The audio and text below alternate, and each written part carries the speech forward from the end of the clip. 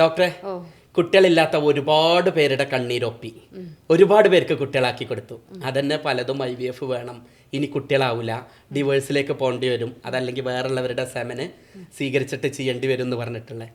ഇപ്പോൾ എത്ര പേർക്ക് ഇങ്ങനെ ചികിത്സയിലൂടെ കുട്ടികളാക്കി? ഒരു 200 കടന്നു. ഇപ്പം ആക്ച്വലി എണ്ണാറില്ല എന്നുള്ളതാണ്, പറയില്ല എത്ര എണ്ണം ആയിട്ടുണ്ട് എന്നുള്ളത്. കഴിഞ്ഞ അതായത് ഞാനിപ്പോൾ എന്താ കരുതുന്നറിയോ, നിങ്ങളെ കയ്യിൽ കണക്കുണ്ടാവുന്നതാണ്. അതുകൊണ്ടാണ് ഞാൻ ഇത് ദിവസങ്ങൾ രാവിലെ ഗ്രൂപ്പിലിടും. ആ സംഗതി സന്തോഷത്തോടെ സ്വീകരിക്കുന്നല്ലാതെ ഞാൻ എന്താ കരുതിയാൽ നിങ്ങളെയൊക്കെ കറക്റ്റ് കണക്കുണ്ട് എന്നുള്ളതാണ്. ഇപ്പോൾ കണക്കില്ല എന്നുള്ളത്. ഓക്കെ, അതിലുള്ള കുറച്ച് കാര്യങ്ങൾ പറഞ്ഞു തരാം. ഞങ്ങളൊരു ഡോക്ടർമാരെന്നുള്ള നിലയ്ക്ക് ഏറ്റവും സന്തോഷം കിട്ടുന്നത് പലപ്പോഴും രാവിലെ എഴുന്നേൽക്കുമ്പോൾ ഒരു മെസ്സേജ് ഉണ്ട്, ഡോക്ടറെ കുട്ടിയായിട്ടോ, ഞാൻ നിങ്ങളെ പ്രതീക്ഷിച്ച് വന്നതൊന്നും അല്ലായിരുന്നു, നന്നായി 2 വര കണ്ടിട്ട് എൻ്റെ ബോധം പോകുന്നുണ്ടോ, ശരിയാണോ റിയാലിറ്റി ആണോ എന്ന് അറിയുന്നില്ല എന്ന് പറഞ്ഞിട്ട് ഇത് ഏറ്റവും കൂടുതൽ കിട്ടുന്ന ഒരാൾ ഹസീന ഡോക്ടറാണ്. കാരണം പേഷ്യൻറ്റുമായിട്ട് അത്ര ഇൻറ്റിമസിയിൽ എപ്പോഴും നമ്മളുടെ ഹോസ്പിറ്റലിൽ നിൽക്കുന്ന ഞങ്ങളുടെ യൂണിറ്റിൽ ഞങ്ങൾ 2 പേരും ഡോക്ടർ ഇൻഡിപെൻഡൻ്റ് ആയിട്ടൊക്കെ ചെയ്യുമ്പോൾ ആദ്യം ഡോക്ടറെയാണ് അറിയിക്കുക. ഞങ്ങളൊക്കെ തന്നെ ഗ്രൂപ്പിൽ ആദ്യം ഡോക്ടറുടെ മെസ്സേജ് ഉണ്ടോ, ഇന്ന് സക്സസ് ആയതുണ്ടോ എന്നുള്ളതാണ് നോക്കുക. നമുക്ക് കുറച്ച് കാര്യങ്ങൾ സാധാ സീത ആൾക്കാർക്ക്, കുട്ടികളാവാത്തവരുണ്ടാവും, ആവാത്തവരുമായി അടുത്തിടപഴകുന്നവരുണ്ടാവും. നിങ്ങളൊരു അനുഭവം പറയും ഈ വിഷയത്തിൽ. എനിക്ക് കൂടുതലായിട്ട് അനുഭവം ഉണ്ടായിട്ടുള്ളത്, നമ്മളൊരു നാട്ടിൻപുറത്തുള്ളൊരു സിസ്റ്റമാണല്ലോ പൊതുവെ ഇപ്പോൾ. അപ്പോൾ നമ്മൾ അടുത്തോട്ട് വരുന്ന പല കേസുകളിലും മാനസികപരമായിട്ടുള്ള ബുദ്ധിമുട്ടുകളായിരിക്കും ഒരു കപ്പിൾസ് ഏറ്റവും കൂടുതലായിട്ട് നേരിടുക എന്നുള്ളത്. അപ്പോൾ അതിൽ പ്രത്യേകിച്ച് പേഷ്യൻസ് ആഗ്രഹിക്കുന്നത് അതാണ്. മറ്റു ഹോസ്പിറ്റലിൽ പോകുമ്പോൾ ഇന്ന ടെസ്റ്റുകളെല്ലാം ചെയ്യിപ്പിക്കും, അല്ലെങ്കിൽ ഇത്ര മരുന്ന് കഴിക്കണം, ഇത്ര ഇഞ്ചക്ഷൻ വയ്ക്കണം, അല്ലെങ്കിൽ മറ്റെന്തെങ്കിലും പറയുന്നതിൽ നിന്ന് വ്യത്യസ്തമായിട്ട് ആദ്യമേ വരുമ്പോൾ തന്നെ അവർക്ക് മാനസികപരമായിട്ട് ശാരീരികപരമായിട്ടൊരു സപ്പോർട്ട് കൊടുക്കുക. അതിൽ പെട്ട ഒരു അനുഭവമാണ് പലപ്പോഴും ഒരു 40 കഴിഞ്ഞ ആളുകളിൽ 2, 3, 4 തവണ IVF പോലെയുള്ള കാര്യങ്ങൾ ചെയ്തിട്ട് നമ്മളുടെ മെഡിസിൻ 3-4 മാസം കൊണ്ടൊക്കെ എടുത്തതിന് ശേഷം ഈ ഒരു റിസൾട്ട് വരിക എന്നുള്ളത്. അങ്ങനെയുള്ള ഒരുപാട് അനുഭവങ്ങളുണ്ട്. നമ്മൾ സെപ്പറേറ്റ് ആയിട്ട് എടുത്ത് പറയുകയാണെങ്കിൽ തന്നെ പലപ്പോഴും ഡിവോഴ്സ് ആകാൻ നിന്ന കേസുകളിൽ നിന്ന് പലപ്പോഴും ഇങ്ങനെ ഒരു പോസിറ്റീവ് കാണുമ്പോൾ വീണ്ടും കോട്ടയത്ത് നിന്ന് വന്നേ, അത് ഞാനിങ്ങനെ പറയണ അവരെന്നെ അനുവാദം തന്നാ നമുക്ക് ചെയ്തോളൂ എന്നുള്ള പറഞ്ഞോളൂ എന്ന് പറഞ്ഞിട്ട് പേര് നമുക്ക് പറയണ്ട, അവരനുവാദം പറയും. അപ്പോൾ അവർ ഈ 2 ലൈൻസ് പോസിറ്റീവ് ലൈൻസ് കാർഡിൽ വരുന്ന പോലെയാണ്. പിന്നെ ആ 2 ലൈഫ് ഒരുമിച്ച് വരിക എന്നുള്ളതാണ്. കാരണം വേണ്ട ഒരു ഓപ്ഷൻ ഇല്ല, ഇനി നീ നിൻ്റെ വഴി ഞാൻ എൻ്റെ വഴി എന്നുള്ളിടത്തുനിന്ന് ഈ ഒരു നമ്മളുടെ ഒരു 4-5 മാസത്തെ ട്രീറ്റ്മെൻറ്റ് കൊണ്ട് ആ 2 പോസിറ്റീവ് ലൈൻ ഒന്നിക്കുന്നതോട് കൂടിയിട്ട് ആ ഒരു കപ്പിൾസിൻ്റെ ലൈഫും ഒരുമിച്ച് പോവുക എന്നുള്ളതാണ്. അങ്ങനെ ഒരുപാട് അനുഭവങ്ങളുണ്ട് നമുക്ക്. പക്ഷെ എല്ലാവരുടെയും പേഴ്സണൽ ലൈഫ് ആയതുകൊണ്ട് തന്നെ നമുക്കിവിടെ ഒരു പബ്ലിസിറ്റിയിൽ പറയാം എന്നുള്ള ഇതില്ല. എങ്കിൽ പോലും പല ഡിവോഴ്സ് ആയിട്ടുള്ളത്, കുടുംബ പ്രശ്നങ്ങൾ, അല്ലെങ്കിൽ മറ്റ് കണ്ടീഷൻസ് എന്തെങ്കിലുമൊക്കെ ഉള്ളതൊക്കെ തന്നെ നമുക്കൊരു ഈ ഒരു ട്രീറ്റ്മെൻറ്റിലൂടെ പല പ്രോബ്ലംസിനും ഒരു സൊല്യൂഷൻ എന്നുള്ള രീതിയിൽ നമ്മളൊരു ഇൻഫെർട്ടിലിറ്റി സക്സസ് ആകുമ്പോൾ അങ്ങനെയുള്ളൊരു സന്തോഷം, അല്ലെങ്കിൽ അങ്ങനെ ഒരു കൂട്ടിച്ചേരലിലൂടെ നമുക്ക് നമ്മുടെ ട്രീറ്റ്മെൻറ്റിലൂടെ കൊടുക്കാൻ പറ്റാറുണ്ട്. എൻ്റെ അനുഭവത്തിൽ കുറച്ച് കാര്യം പറഞ്ഞുതരാം. പലപ്പോഴും ഒരുപാട് ഇപ്പം നമ്മളെ കാണുന്ന ആളുകൾ തന്നെ ഒരുപാട് വീഡിയോ ഇൻഫെർട്ടിലിറ്റിയിൽ കണ്ടിട്ടുണ്ടാവും. ഡോക്ടർമാരാണെങ്കിലും ബുക്കിലാണെങ്കിലും പറഞ്ഞ പണ്ടത്തെ പഠിപ്പിച്ച കുറേ ക്ലീശകളുണ്ട്. പുരുഷൻ്റെ കാരണം കൊണ്ട് ഇൻഫെർട്ടിലിറ്റി ഉണ്ടാവും, സ്ത്രീൻ്റെ കാരണം കൊണ്ടുണ്ടാവും, 2 പേരെയും കാരണങ്ങൾ കൊണ്ടുണ്ടാവും. പണ്ടൊക്കെ എൻ്റെ അനുഭവത്തിൽ എൻ്റെ പ്രാക്ടീസിൻ്റെ ഒക്കെ ആദ്യവട്ടം ഒരു 10 പതിറ്റാണ്ട് മുൻപ് അന്നൊക്കെ സ്ത്രീയെ ഇതിലൊരു കുറ്റാക്കിയിട്ട് പറഞ്ഞിരുന്നു. അതല്ലെങ്കിൽ പുരുഷനെ ടെസ്റ്റ് ചെയ്യാൻ പറഞ്ഞാൽ എൻ്റെ കുട്ടിക്ക് കുഴപ്പമൊന്നുമില്ല, മരുവൾക്കാണ് കുഴപ്പമെന്ന്. പക്ഷെ ഇപ്പം അങ്ങനെ ഇല്ലല്ലോ, അങ്ങനെയില്ല. ഇപ്പൊ വരിക ആദ്യം തന്നെ സെമൻ അനാലിസിസ് അല്ലെങ്കിൽ ബീജം ടെസ്റ്റ് ചെയ്യുക, അതാണ് ഇപ്പോൾ എനിക്ക് ഒരു മാറ്റമായിട്ടും കൂടെ തോന്നിയതാണ് കേട്ടോ. സമൂഹത്തിൽ നമ്മൾ പോസിറ്റീവും കാണല്ലോ, സമൂഹത്തിന്റെ ഒരു മാറ്റമായിട്ട് കണ്ടതാണ്. പണ്ട് എങ്ങനെയായിരുന്നു പറഞ്ഞാൽ എൻ്റെ കുട്ടിക്ക് കുഴപ്പമൊന്നുമില്ല, എൻ്റെ മരുവൾക്കാണ് കുഴപ്പം എന്ന് പറയും. ഡിവോഴ്സ് ആയ കേസുകളും അത് പിന്നീട് കല്യാണം നടത്തി ആ മരുമകൾക്ക് കുട്ടി ഉണ്ടാവുകയും മകന് വീണ്ടും കുട്ടിയില്ലാതെ വീണ്ടും നമ്മളെടുത്ത് ട്രീറ്റ്മെന്റിന് വന്ന കേസുണ്ട്. അപ്പൊ ആ ഒരു അനുഭവത്തിൽ നിന്ന് പറയുന്ന സൊസൈറ്റി ഒരുപാട് മാറിയിട്ടുണ്ട്, ആളുകൾ മാറിയിട്ടുണ്ട്. പക്ഷേ ഇന്നെ കേൾക്കുന്ന എല്ലാവരും നിർബന്ധമായും നിങ്ങളുടെ കുടുംബത്തിലോ കൂട്ടത്തിലോ അറിവിലോ പരിചയത്തിലോ ഉണ്ടെങ്കിൽ ഇതൊന്ന് ചെയ്യണം. ഇൻഫെർട്ടിലിറ്റി അല്ലെങ്കിൽ കുട്ടികളില്ലാത്ത ആയിരിക്കുന്ന ആളെ സംബന്ധിച്ച് അവന് കുട്ടികളില്ലാത്തതല്ല പ്രശ്നം. അവനോട് സമൂഹം ചോദിക്കുന്നൊരു ചോദ്യമുണ്ട്, ഇനിയും കുട്ടികളായില്ലേ, എന്താ കുട്ടികളാവാത്തേ, ആർക്കാ പ്രശ്നം? ഇതൊരു കല്യാണത്തിന് പോകുമ്പോഴേ ഭക്ഷണം കഴിക്കുമ്പോൾ ഇടയിൽ വന്നിട്ടാ ചോദിക്കുക, ഞങ്ങളൊക്കെ ഓരോ രോഗിയെയും സ്വന്തം ഏട്ടത്തിയും അനിയത്തിയും മക്കളും ഒക്കെ ആയിട്ട് കണ്ടിട്ടാണ് ചികിത്സിക്കുക. അപ്പോൾ അവരൊക്കെ പറയും, ഡോക്ടറെ ഞങ്ങൾക്ക് ഞങ്ങൾ കണ്ണൂരിൽ നിന്ന് ഇവിടെ വന്ന് ചികിത്സിക്കുമ്പോഴുള്ള പ്രശ്നം എന്താ അറിയോ? എങ്ങട്ടാ പോയിനെ? പാണ്ടിക്കാട്ടുക്കോ? എപ്പോഴും ചികിത്സിക്കുക. എന്നിട്ട് അടുത്ത കല്യാണത്തിന് പോകുമ്പോൾ ചോദിക്കും, ഇജ്ജ് കഴിഞ്ഞ ഞായറാഴ്ച കല്യാണത്തിന് പോയില്ലേ, പാണ്ടിക്കാട് പോയില്ലേ, ഇപ്പം കുട്ടിയായോ? ഒരിക്കലും മക്കളെ ചോദിക്കരുത്. അവരിട്ടങ്ങളെ മനസ്സ് നേരെ അറിയണം. നേരം വെളുത്താൽ ഞങ്ങൾ രണ്ടുപേരും ഇത് കാണുന്നതാ. പെടയാണ്. കുട്ടികളാവാത്ത അല്ല അവർക്ക് സങ്കടം. കുട്ടികളാവാത്ത വിധിയിലേറെ അവർ പഴിക്കുന്നത് നിങ്ങളുടെ ഈ വൃത്തികെട്ട നാവിനെയാണ്. ഞാൻ പലരുടെയും അനുഭവത്തിൽ പറഞ്ഞു തരലുണ്ട്. കൗൺസിലിംഗ് ഒക്കെ ചെയ്യേണ്ടി വരും. പല കേസിലും മരുന്ന് കൊടുത്ത് രോഗം മാറിയിരിക്കും, പക്ഷേ ഇതുണ്ടാക്കിയ മുറിവ് അവിടെ മാറിയിട്ടുണ്ടാവില്ല. നേരിട്ട് പേഷ്യൻറ്റിൻ്റെ അനുഭവം കൊണ്ട് പറഞ്ഞതാണ്. കഴിഞ്ഞ പ്രാവശ്യം ഞങ്ങൾ അങ്ങനെ ഒരു പേഷ്യൻ്റ് ഉണ്ടായിരുന്നു കേട്ടോ. ആ പേഷ്യൻ്റ് പറഞ്ഞൊരു ഡയലോഗുണ്ട്, ഡോക്ടറെ അവർ പ്രഗ്നൻ്റ് ആണ്, ഇപ്പോൾ ഞങ്ങൾ ട്രീറ്റ്മെൻറ്റിൽ പ്രഗ്നൻ്റ് ആണ്. അവർ പറഞ്ഞു, ഡോക്ടറെ എനിക്കൊരു കുട്ടിയായിട്ട് ഞാൻ നിങ്ങളെ മുന്നിൽ വീഡിയോയിൽ വരും, എന്നിട്ട് കുറച്ച് തള്ളാരോട് എന്നുള്ള വാക്കാണ് ഉപയോഗിച്ചത്. ഞാൻ ആ വാക്ക് ഉപയോഗിക്കില്ല. ആ പേഷ്യൻ്റ് പറഞ്ഞതിൻ്റെ ഗൗരവം മനസ്സിലാവും. കുറച്ച് തള്ളാരോട് എനിക്ക് കുറച്ച് വർത്താനം പറയേണ്ട, അന്ന് നിങ്ങൾ എനിക്ക് ആ ക്യാമറ ഒന്ന് തരുമുണ്ടോ എന്ന് പറഞ്ഞിട്ടുണ്ട്. എന്താണെങ്കിലും അവരോട് പ്രതികാരാത്മകമായിട്ട് ചെയ്യാനല്ല ഞാൻ പറയണത്. നിങ്ങൾ ഒരിക്കലും കുട്ടികളായിട്ടില്ലെങ്കിൽ ദയവ് ഇതുപോലെ വെറുതെ വിടുക. നിങ്ങൾക്ക് എന്തെങ്കിലും ഉപദേശം ഉണ്ടെങ്കിൽ അവർ വിളിച്ച് കൊടുക്കുക. നിങ്ങൾക്ക് ഓൾക്ക് കുട്ടികളായിട്ടില്ലെങ്കിൽ എന്താ നിങ്ങൾക്ക് ആക്കി കൊടുക്കാൻ പറ്റുമോ? അങ്ങോട്ട് പറ്റില്ല. പിന്നെ ആൾക്കാരുടെ ഇടയിൽ 10 ആൾ കൂടുന്നിടത്ത് ഇങ്ങനെയുള്ള ചോദ്യം. അതുകൊണ്ട് ഇവർക്ക് എന്താ സംഭവിക്കണത്? ഇവർക്ക് കല്യാണത്തിന് വരാൻ പേടിയാണ്, ഇവർക്ക് സൽക്കാരത്തിന് വരാൻ പേടിയാണ്. എടോ, നിങ്ങളുടെ മൂലത്തിലൊരു കുരുണ്ട്, മൂലക്കുരുവാണെന്ന് കരുതുക, അത് രഹസ്യമായിട്ട് വെക്കാൻ പറ്റും. നിങ്ങളുടെ ഇവിടെ കക്ഷത്തിൽ ഒരു ചൊറി ഉണ്ടെന്ന് കരുതുക, വേറെ ആളുകൾ അറിയിക്കാതെ ചെയ്യാൻ പറ്റും. നിങ്ങൾക്ക് ക്യാൻസർ തന്നെ ഉണ്ടെങ്കിലും ഒരാളെ പ്രയാസം അറിയിക്കാതെ കൊണ്ടെടുക്കാൻ പറ്റും. ഈ കുട്ടികളില്ലാത്തത് അങ്ങനെ പറ്റൂല. എന്നിട്ട് ഇവർ വീടിൻ്റെ ഉള്ളിൽ ഒതുങ്ങി കഴിയണ എന്താ അറിയോ? നിങ്ങളെയൊക്കെ പേടിച്ചിട്ടാണ്. ഞങ്ങൾ ഉത്തരവാദിത്തമായിട്ടാണ് പറയണത്. മേലിൽ പടച്ചോൻ പൊറുക്കൂല. അങ്ങനത്തെ കുറ്റാണ് നിങ്ങൾ ചെയ്യുന്നത്. നിങ്ങളൊന്നും ഉണ്ടാതിരുന്ന അവനോടാടാ ഞാൻ അങ്ങനത്തെ ചോദിക്കൂല കേട്ടോ. എനിക്ക് എന്തെങ്കിലും സപ്പോർട്ട് വേണമെങ്കിൽ ഞാൻ ചെയ്തുതരാം. എനിക്ക് വേണമെങ്കിൽ ആശുപത്രി പോകാൻ പൈസ വേണമെങ്കിൽ ഞാൻ തരാം, അല്ലെങ്കിൽ നല്ല ഡോക്ടറെ വേണമെങ്കിൽ ഞാൻ പറഞ്ഞുതരാം. അതല്ലെങ്കിൽ അതിന് വേണ്ടിയിട്ട് നിങ്ങൾക്ക് എന്തെങ്കിലും സപ്പോർട്ടുകൾ ആവശ്യമുണ്ടെങ്കിൽ മരുന്ന് കൊണ്ടുവന്ന് തരുന്നതാണെങ്കിൽ ഞാൻ ചെയ്തുതരാം. അല്ല നിങ്ങൾക്ക് രാവിലെ കുറച്ച് ജോക്കിങ്ങും എക്സസൈസും ഒക്കെ ചെയ്യണം, അപ്പോൾ വീട്ടിലത്തെ പണിയെടുത്ത് ഞാൻ സഹായിക്കണമെങ്കിൽ അങ്ങനെ ചെയ്തുതരാമെന്ന് പറഞ്ഞ് ഓലെ സഹായിക്കല്ലാതെ നാട്ടുകാർ കാണുമ്പോൾ ഇങ്ങനെ കേട്ടിട്ട് ഇത് ചെയ്യുകയാണെങ്കിൽ ഒരു ഡോക്ടർ എന്നുള്ള നിലക്ക് ഉത്തരവാദിത്തത്തെ പറയാണ്, അയാളെ ചികിത്സയിൽ ഏറ്റവും വലിയ ഹള്ളാണ് നിങ്ങൾ വെക്കുന്നത്. അയാളെ ഭാവിയിലും അയാളുടെ കുടുംബജീവിതത്തിലും ചെയ്യുന്ന വലിയൊരു ചതി ക്രൂരതയാണ്. ദയവ് ചെയ്ത് ചെയ്യരുത്. അതുപോലെ ഡോക്ടറെ എനിക്ക് തോന്നിയിട്ടുള്ള വേറെ സംഗതി ഉണ്ട്.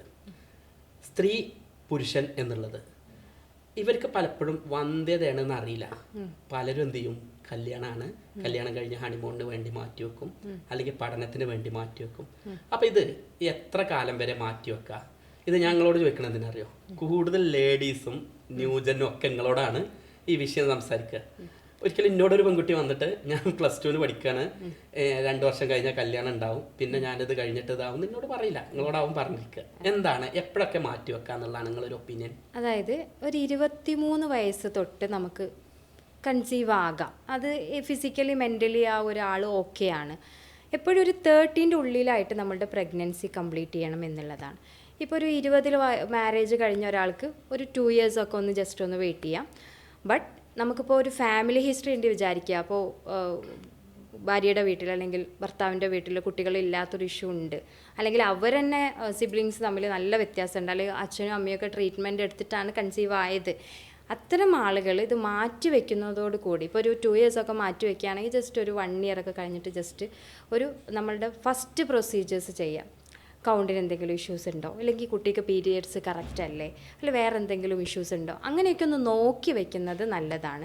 ബട്ട് എന്നാലും ഒരു 23 തൊട്ട് ഈ 30ൻ്റെ ഇടയിൽ എപ്പോഴും നമ്മൾ pregnancy first or second pregnancy complete ചെയ്യണം എന്നുള്ളതാണ്. ഇതിൽ നമ്മൾക്കുള്ള രസം, കഴിഞ്ഞ പ്രാവശ്യം പറവൂരിൽ നിന്ന് വന്നിട്ടുള്ള കേസ്, ആ കേസിൽ ഏറ്റവും രസമുള്ളത് എന്താ പറഞ്ഞാൽ ഇവരുടെ ഉപ്പാക്ക് 40 വയസ്സിന് ശേഷമാണ് ഈ കുട്ടി ഉണ്ടായിട്ടുള്ളത്. ഒരുപാട് കണ്ണീര്, പ്രത്യേകിച്ച് ആ സ്ത്രീ ഒരുപാട് കണ്ണീര് കുടിച്ചിട്ടുണ്ട്. കാരണം എന്താ പറഞ്ഞാൽ അവർ പറഞ്ഞത് പീരിയഡ് ആവുന്നതിൻ്റെ മുൻപാണ് എൻ്റെ കല്യാണം ഉണ്ടായിട്ടുള്ളത് എന്നുള്ളത്. ആ പേഷ്യൻ്റ് വന്നു, കല്യാണം കഴിഞ്ഞ് പുതിയണ്ണിൻ്റെ പുതുമോടിയൊന്നും കഴിഞ്ഞിട്ടില്ല, അതിൻ്റെ ഉള്ളിൽ തന്നെ വന്നിട്ടുണ്ട്. എന്നിട്ട് പറഞ്ഞു, ഡോക്ടറെ എന്നെ മുൻപ് പരിചയമുള്ള വ്യക്തിയാണ്, അവരുടെയും അനുവാദത്തോടു കൂടിയാട്ടോ സ്ഥലം പറയുന്നത്, അതുകൊണ്ട് ഞങ്ങൾ ഒരിക്കലും ഒരു പേഷ്യൻറ്റിൻ്റെയും കാര്യങ്ങൾ പുറത്തു വിടില്ല. പല പേഷ്യൻസും പറയും, ഡോക്ടറെ ഇത് നിങ്ങൾ പറയണം, ഇത് സമൂഹത്തിന് നിങ്ങൾ ചെയ്യുന്നൊരു നന്മയാണ്, ഞങ്ങളുടെ കഥ നിങ്ങളെല്ലാവരോടും പറയൂ, കാരണം ഞങ്ങളുടെ പ്രയാസം അനുഭവിക്കുന്ന ഒരുപാട് പേരുണ്ട്. അവരിനി ആ അനുഭവം ഉണ്ടാവാതിരിക്കാൻ നിങ്ങളത് പറഞ്ഞോളൂ പറയുന്നതുകൊണ്ടാണ് സ്ഥലം മാത്രം പറയുന്നത്. അന്ന് അവർ വന്നു. അന്ന് എന്താ ഞാൻ ഇത്ര ഓർത്ത് വെക്കാനുള്ള കാരണം എന്ന് പറഞ്ഞാൽ അന്നൊരു വെള്ളിയാഴ്ച പള്ളിക്ക് പോകുമ്പോൾ, അതാണ് ഈ സ്ഥലമൊക്കെ എനിക്ക് ഇത്ര ഓർമ്മ. എന്നെ വിളിച്ചു. ഞങ്ങൾ രണ്ടുപേരുമാണ് കൺസൾട്ട് ചെയ്യുക. അപ്പോൾ സ്വാഭാവികമായിട്ടും ഞങ്ങൾ രണ്ടുപേരും പോസ്റ്റ് ആവുക പേഷ്യൻറ്റ് വിളിക്കുമ്പോൾ. പിന്നെയും വെള്ളിയാഴ്ച ഞാനൊക്കെ നാട്ടിലേക്ക് പള്ളിക്ക് പോകുന്ന ഒരു സമയമാണ്. അപ്പോൾ അതുകൊണ്ട് പിന്നെ വൈകുന്നേരമേ വരുള്ളൂ. അപ്പോൾ ഡോക്ടറും ഉണ്ടാവില്ല. അങ്ങനെ ഞാൻ എന്ത് ചെയ്തു, പള്ളിയൊക്കെ ഇവിടെ കൂടി നിന്ന് നോക്കുന്ന സമയത്ത് എന്താണ്, എനിക്ക് മുൻപ് അറിയുന്ന ആളാണെന്ന് പറഞ്ഞല്ലോ, അവർ പറഞ്ഞൊരു കാര്യം, കല്യാണം കഴിഞ്ഞത് ഞങ്ങൾക്ക് കുട്ടിയായത് വൈകിട്ടാണ്. അപ്പോൾ 4 മാസമായി, അതിൽ 3 മാസവും പീരീഡായി, ഇനി ഞങ്ങൾക്ക് ഇത് വയ്യ, ഇപ്പം തന്നെ ട്രീറ്റ്മെൻറ്റ് തുടങ്ങണം. വേണ്ട, ഇതൊക്കെ നമ്മളെ നാട്ടിലൊരു ബിസിനസ്സായി മാറിയിട്ടുണ്ട്. എല്ലാവരും എന്നുള്ളതല്ല, ആതുര സേവനത്തെ ചെയ്യുന്ന കുറച്ച് പേരെങ്കിലും ഇതിനെ ദുരുപയോഗം ചെയ്യുന്നുണ്ട്. നിങ്ങൾ ചികിത്സ എടുക്കേണ്ട, അങ്ങനെ അനാവശ്യമായിട്ട് പേടിക്കൊന്നും വേണ്ട.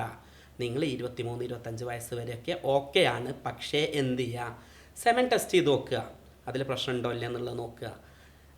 പിന്നെ അതുപോലെ തന്നെ ഫോളിക്കുലർ സ്റ്റഡി നടത്തി നോക്കിയാൽ ആകെ 800 രൂപയെ വരുള്ളൂ. 1000-1200 രൂപ തീരും. ഒരു മെൻസസ് ആയിട്ട് ഒരു 8 ദിവസം മുതൽ സ്കാൻ ചെയ്ത് നോക്കുക, അണ്ടം വളരുന്നുണ്ടോ പൊട്ടുന്നുണ്ടോ എന്നുള്ളത് നോക്കുക. പിന്നെ ഇതെങ്ങനെയാണെന്നറിയോ, നിങ്ങൾ കുറച്ച് സിമെൻറ്റ് ചേർത്ത് അതിൽ മണലിട്ട് തേച്ച് കഴിഞ്ഞാൽ ഉറച്ച് നിൽക്കുമെന്ന് പറയുന്ന പോലെ, അതല്ലെങ്കിൽ സിമെൻറ്റും മണലൊക്കെ ചേർത്തിട്ട് ഒരു പ്രതിമ ഉണ്ടാക്കുന്ന പോലെ, ഇത് കുറേ തിയറികളും അണ്ടവും ബീജവും കുറേ നേരം ഇങ്ങനെ എന്തൊക്കെയോ ചെയ്തിട്ട് പിറ്റേന്ന് കുട്ടിയാവുന്ന ഒരു മെഷീനല്ല. നിങ്ങൾ കണ്ടിട്ടില്ലേ, ചെറിയ കുട്ടികൾക്ക് ആദ്യം പാലെടുത്താൽ കുറേ ഛർദ്ദിക്കും. കാരണം നമ്മളെ ദഹന വ്യവസ്ഥ ശരിയായി വരുന്നേ ഉള്ളൂ. പിന്നെ അവരിങ്ങനെ പാല് കുടിച്ച് ഒരു 6 മാസമൊക്കെ ആയി ചെറിയ അരി ഭക്ഷണം കഴിക്കാൻ തുടങ്ങുമ്പോൾ വയറ്റിൽ നിന്ന് ഇങ്ങനെ പച്ച കളറിൽ പോകാൻ തുടങ്ങും. നമ്മളാളുകൾ പല്ലിൻ്റെ അസുഖം എന്ന് പറയും. ഇതെന്താ സംഗതി? ഈ സംഗതി ദഹനം എന്നുള്ള സാധനത്തിനോട് മനുഷ്യൻ ആദ്യമായിട്ട് അഡാപ്റ്റായിട്ട് വരികയാണ്. ഇതേപോലെ തന്നെയുള്ള ഒരു പ്രവർത്തനമാണ് റീപ്രൊഡക്ഷൻ എന്നുള്ളത്. അപ്പോൾ തീരെ ഭക്ഷണം കഴിക്കാത്ത ഒരു കുട്ടിക്ക് പാൽ ഒന്നിച്ച് അല്ലെങ്കിൽ ഒരു അരി ഭക്ഷണം കൊടുത്താൽ ഛർദ്ദിക്കുന്ന പോലെ, തീരെ ലിംഗം ഉള്ളിൽ ചേരാത്ത ഒരു സ്ത്രീക്ക്, ഒരു വിർജിനായിട്ടുള്ള ഒരു സ്ത്രീക്ക് ആദ്യമായിട്ട് ലിംഗം ഉള്ളിൽ കയറിയിട്ട് ഇങ്ങനെയുള്ള ഒരു ബീജം ചെല്ലുമ്പോൾ ചിലപ്പോൾ അത് റിജക്റ്റ് ആയിന്ന് വരും. അത് രോഗമൊന്നുമല്ല. അപ്പോൾ അനാവശ്യമായിട്ടുള്ള ഒരു തരത്തിലുള്ള പേടിയും വേണ്ട. നിങ്ങളിതിനെ ശരിയായിട്ട് മനസ്സിലാക്കുക വേണ്ടേ. നിങ്ങൾ മനസ്സിലാക്കാത്തതിൻ്റെ പേരിൽ ഇവിടെ ഒരുപാട് കാര്യങ്ങൾ ദുരുപയോഗം ചെയ്യപ്പെടുന്നുണ്ട്. അത്തരത്തിൽ ദുരുപയോഗം ചെയ്യുന്ന ഒരു കാര്യം ഇപ്പം ഡോക്ടർ പറഞ്ഞുതരും. ഡോക്ടറെ, സ്ത്രീകൾ ഏറ്റവും കൂടുതൽ ആശങ്കപ്പെടുന്ന ഒരു സംഗതി, ഈ വന്ധ്യത ഉണ്ട്, 10-12 വർഷമായി, ഇനി ഹസ്ബൻഡ് വരും, വന്നിട്ട് ടെസ്റ്റൊക്കെ ചെയ്യാന്നുള്ളതാണ്. അപ്പോൾ സ്വാഭാവികമായിട്ടും അങ്ങനെ വന്നിട്ട് ഒരു ടെസ്റ്റ് ചെയ്യാനും ഒരു ഫോളിക്കുലർ സ്റ്റഡി ചെയ്യാനൊക്കെ നിന്ന് കഴിഞ്ഞാൽ ഹസ്ബൻഡ് ആകെ ഗൾഫിൽ നിന്ന് വരുന്നത് ആകെ 1 മാസത്തിനായിരിക്കും. അതൊന്ന് കൃത്യമായിട്ട് പറഞ്ഞു കൊടുക്കുമോ? തീർച്ചയായിട്ടും. അതിൽ സ്കാനിങ് വരേണ്ടത്, അല്ലെങ്കിൽ നമുക്ക് അണ്ടത്തിന് ക്വാളിറ്റി ഉണ്ടോ, അല്ലെങ്കിൽ മറ്റെന്തെങ്കിലും ഫൈബ്രോയിഡ് ഇഷ്യൂ അല്ലെങ്കിൽ സിസ്റ്റോ അങ്ങനെ എന്തെങ്കിലുമൊക്കെ ഉണ്ടോ എന്ന് അറിയണമെന്നുണ്ടെങ്കിൽ നമുക്ക് നോർമൽ സ്കാൻ ചെയ്യാം. അപ്പോൾ അതിപ്പോൾ ഹസ്ബൻഡൊന്നും ഇല്ല, നമുക്ക് നോർമലി ഒരു കുറേ വർഷങ്ങൾക്ക് ശേഷമാണ് ട്രീറ്റ്മെൻറ്റിലോട്ട് വരുന്നത്. അങ്ങനെയുള്ള ഒരാളാണെങ്കിൽ തീർച്ചയായിട്ടും, അതായത് ഒരു പീരിയഡ്സ് ഇറഗുലാരിറ്റി ഉണ്ട് എന്നുണ്ടെങ്കിൽ നോർമൽ USG ചെയ്ത് നോക്കുക, അബ്ഡോമൻ സ്കാനിങ് ചെയ്ത് നോക്കണം, നല്ലതാണ്. അതല്ലാണ്ട് അതിൽ തന്നെ നമുക്ക് മിക്ക കാര്യങ്ങളും കിട്ടും. അല്ലാത്ത രീതിയിൽ പീരിയഡ്സ് ഒന്നും ഇറഗുലാരിറ്റി കാര്യങ്ങളൊന്നും ഇല്ല എന്നുണ്ടെങ്കിൽ നമുക്ക് ഫോളിക്കുലർ സ്റ്റഡിയാണ് കുറച്ചും കൂടി നല്ലത്. ഫോളിക്കുലർ സ്റ്റഡി എന്ന് പറയുമ്പോൾ പീരിയഡ്സ് കഴിഞ്ഞിട്ട് 8 മുതൽ നമ്മളൊരു 14 ദിവസം വരെ ഒന്നിടവിട്ടുള്ള ദിവസങ്ങളിൽ സ്കാൻ ചെയ്ത് നോക്കുമ്പോൾ എത്രത്തോളം അണ്ടം വളരുന്നുണ്ടെന്ന് മനസ്സിലാക്കാൻ പറ്റും. അപ്പോൾ അത് നമ്മളടുത്ത് വരുന്ന പേഷ്യൻറ്റിൻ്റെ ഇതനുസരിച്ചാണ് നമ്മൾ ഏത് സ്കാനിങ് ആണെന്ന് നമുക്ക് കുറച്ചും കൂടി അവർക്ക് ബെറ്റർ ഓപ്ഷൻ കൊടുക്കാൻ പറ്റുക. രണ്ടാമതായിട്ട് ചെയ്യേണ്ടത് ഹോർമോൺ ടെസ്റ്റുകളാണ്. അതിൽ പ്രധാനമായിട്ട് LH, FSH, തൈറോയ്ഡ്, അതുപോലെ തന്നെ പ്രൊലാക്റ്റിൻ. ഇത് വളരെ ഇമ്പോർട്ടൻ്റ് ആയിട്ടാണ് ഈസ്ട്രോജൻ നോക്കുക എന്നുള്ളത്. ഇതാണ് മെയിനായിട്ട് ചെയ്യേണ്ടത്.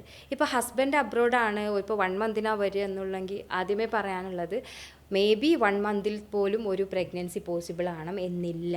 നമ്മൾ അറ്റ്ലീസ്റ്റ് ഒരു 3 months എങ്കിലും, 3 ഓവുലേഷൻ പീരിയഡ് എങ്കിലും, അതായത് എന്തെങ്കിലും ഒരു പ്രോബ്ലംസ് ഉള്ള ഒരാളാണെങ്കിൽ, കുറേ ഗ്യാപ്പ് ഇട്ടിട്ട് വരികയാണ് ഹസ്ബൻഡ്, അങ്ങനെയൊക്കെയുള്ള കേസാണെങ്കിൽ ഒരു 80% നമുക്ക് എന്തെങ്കിലും ബുദ്ധിമുട്ടുണ്ടെങ്കിൽ നമ്മളൊരു 3 months അല്ലെങ്കിൽ 3 ഓവുലേഷൻ പീരിയഡ് ഒരുമിച്ച് നിൽക്കണം എന്നുള്ളതാണ്. ചിലപ്പോൾ വേറെ ഇഷ്യൂസ് ഒന്നും ഇല്ലെങ്കിൽ 1 മന്തിൽ നമുക്ക് കൺസീവ് ആകാം. ബട്ട് ചെറിയ ഇഷ്യൂസ് എന്തെങ്കിലും ഉണ്ടെങ്കിൽ ഒരു 3 days ഓവുലേഷൻ ഡേ തന്നെ ഒരുമിച്ച് നിൽക്കണം. അതായത് 3 മാസം. ഇപ്പോൾ പേഷ്യൻ്റ് വിചാരിക്കും 3 മാസം നിന്നിട്ട് എന്താ ഒരുമിച്ച് നിന്നിട്ട് എന്താ കുട്ടികളാവാത്തത്. ബട്ട് എല്ലാ ദിവസവും കുഞ്ഞുങ്ങളാവുന്ന ദിവസങ്ങളല്ല. അപ്പം നമുക്ക് ഈ ഓവുലേഷൻ കറക്റ്റ് പക്ക അതറിഞ്ഞ് ആ കൂടെ നിൽക്കുമ്പോൾ മാത്രമാണ് കൺസീവ് ആകുക എന്നുള്ളൊരു പ്രോസസ്സ് അവിടെ വരുന്നുള്ളൂ.